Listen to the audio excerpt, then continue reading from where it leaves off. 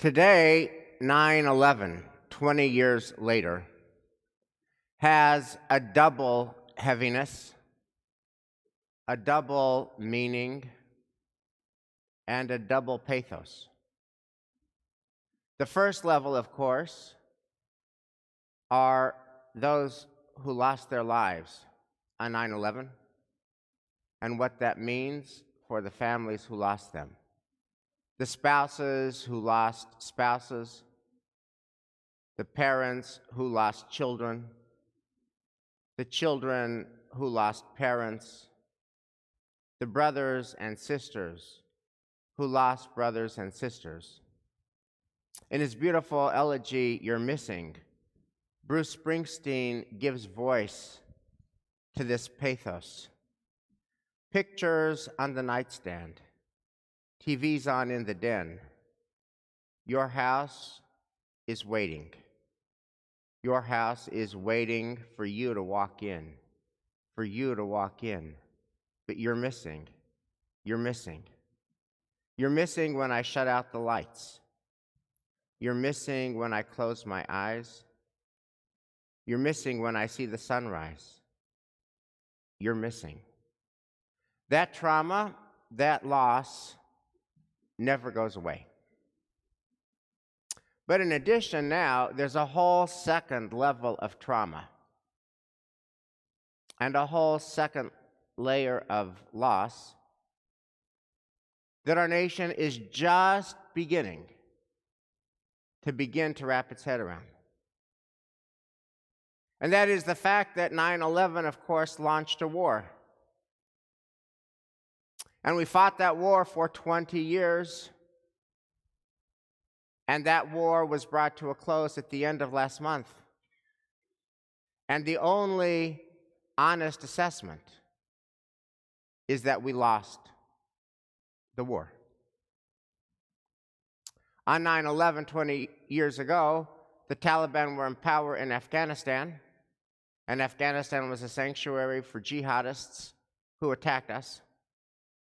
And then we launched that war, and after 20 years of war, and after $2 trillion, and after 775,000 soldiers fought that war, after more than 20,000 of our soldiers were maimed or seriously wounded in that war, after more than 2,400 soldiers died in that war, today, on 9/11, 20 years later, the Taliban are back in power. The only honest assessment is that we lost that war. And that's the second level of pain on 9/11. So there is a double heaviness. Now, what's the response? So today is Shabbat Shuvah, and we're in the period between Rosh Hashanah and Yom Kippur. And our move as Jews is a cheshbon hanefesh, an honest spiritual inventory. We ask ourselves hard questions about our lives. We look at our life. What's working? What's not working? What do we need to tweak? So I think one response is that our nation needs to have a national cheshbon hanefesh. There are just a lot of important questions that our nation needs to think about. I'm going to share some of the questions. I'm a rabbi. I'm not a political scientist. I have zero competence in this area. I have zero expertise in this area. But as a citizen, and we're all citizens, these are all of our questions. Questions like, was this war a legitimate thing? Was it a legitimate act of self-defense and self-protection to clear out Afghanistan that had been a haven for the jihadists that attacked us? Or was this war an expression of American hubris, the fallacy that we can rebuild another nation that we don't really get in our interest? And did the mission of the war morph over time so that we ended up really trying to recreate another nation in our image? Have we failed to learn the lesson of humility from Vietnam, that we ought not to get involved in other people's civil wars? Another big question, uh, should we have stayed even now? Should we have kept a small force of 2,500 people that would be an insurance policy so that the land would not again be taken over as a sanctuary for jihadists?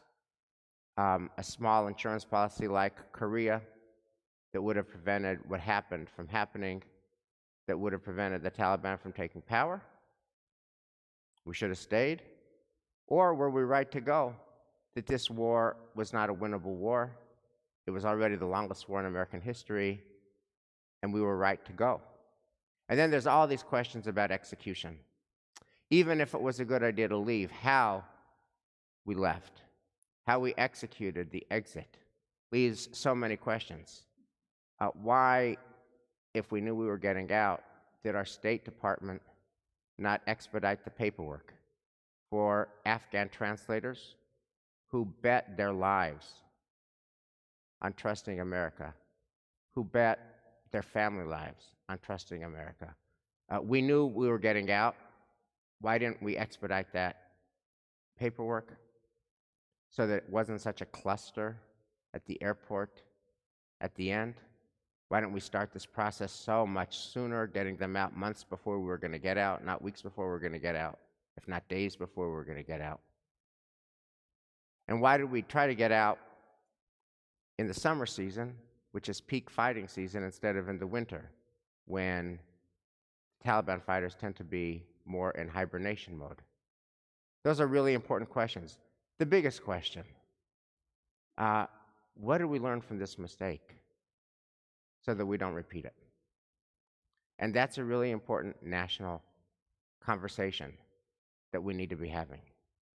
In addition to all that, there is a spiritual dimension to this whole conundrum that I think our Torah reading addresses specifically. Our nation invested so much blood and treasure and so much time, and we failed. How do we process failure? How do we process our national failure? How we process failure is actually the core question of our Torah reading, Parshat Vayelech, that we just read. Because in Parshat Vayelech, Moses is 120 years old, and he's about to die, and he knows it. And God says to Moses, Moses, I want to give you a sneak peek of what's going to happen when you die. Moses, it's not pretty. You've spent your whole adult life telling the children of Israel, do not go astray after foreign gods. Well, when you're dead, they're going to go astray after foreign gods. You've been telling them, follow the laws of the Torah. When you're gone, they're not going to follow the laws of the Torah. You've been telling them, choose life, and when you're gone, they're not going to choose life. And you've spent your life trying to create a home for them in Israel, and when you're gone, they're going to behave in such terrible ways that they're going to lose the homeland you've tried to create for them. They're going to be exiled. They're going to be destroyed. They're going to be defeated. They're going to be dispersed, and I'm not going to care. I'm going to look the other way. That's what God tells Moses right before he dies. Now, that is doubly heavy because it means that Moses has failed. Moses has given his adult life to have a different result. He sacrificed his marriage for the goal of a faithful covenant. He was an absent father for the goal of a sacred covenant. He spent 40 years trying to persuade his people by word and by deed, follow the covenant and you can stay in the land. Break the covenant, you'll get exiled from the land. Follow the covenant, you'll stay in the land. Break the covenant, you'll get exiled from the land. By word, by deed, every action, every breath he took, that was the simple point. and not happening. Moses failed. But it also means that God failed. Think about this. Abraham Joshua Heschel had to coin a whole term just for this.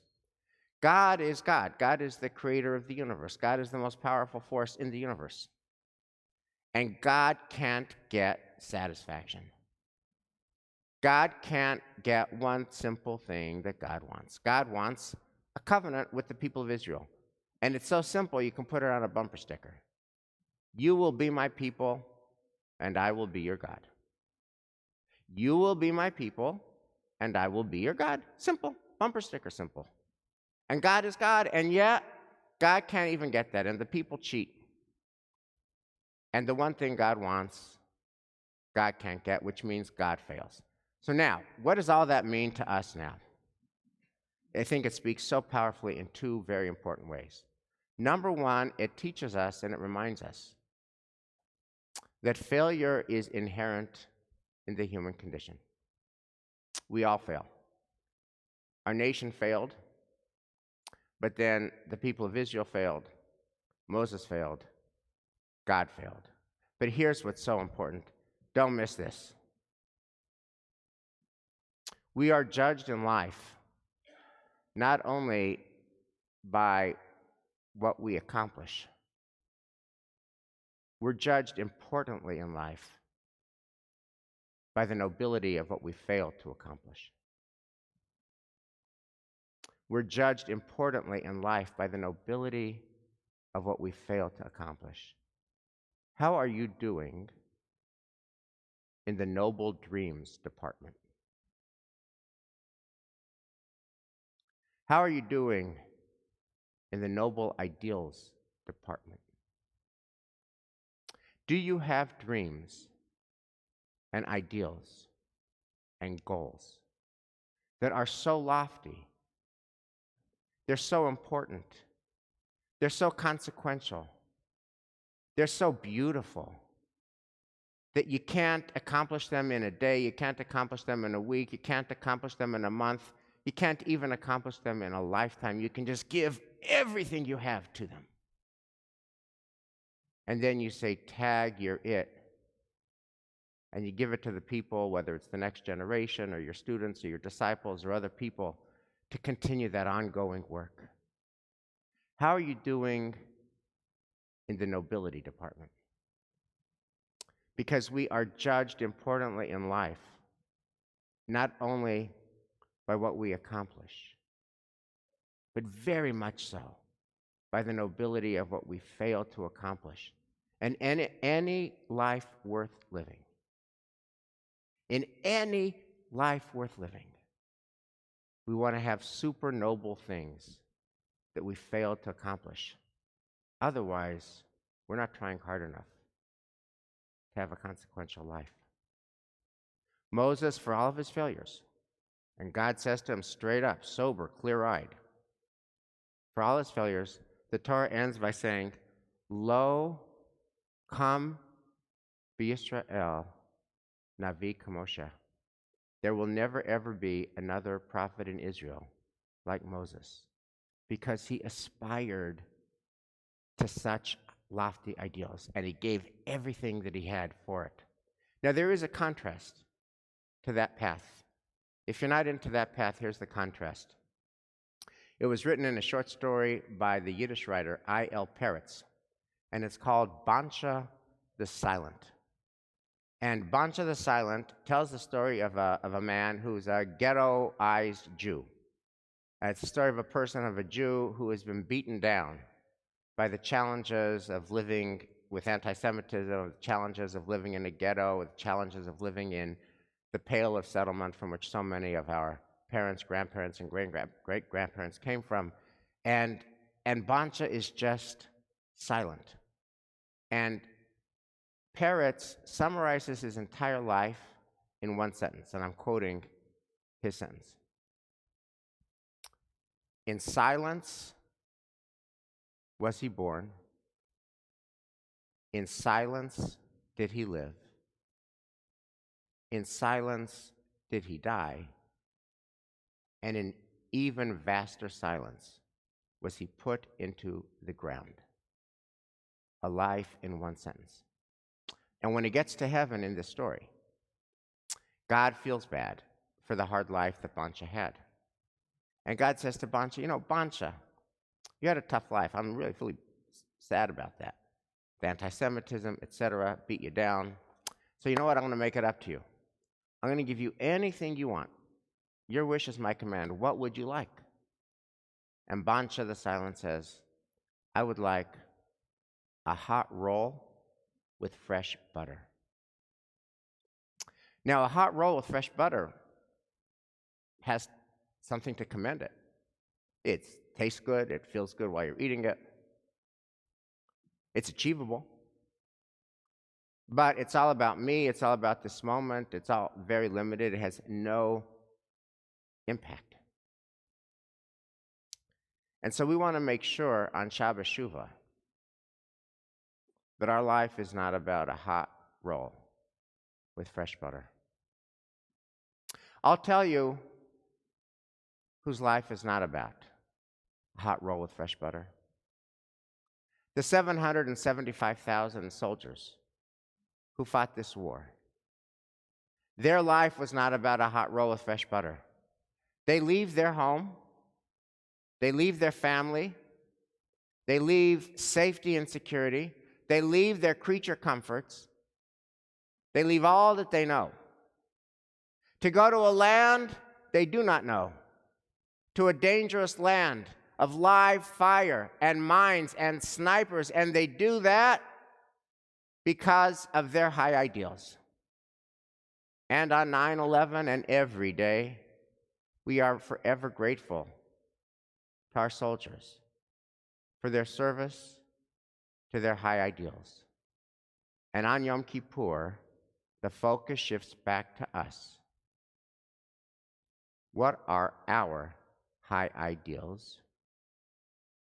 And what are we doing to advance them? Shabbat Shalom.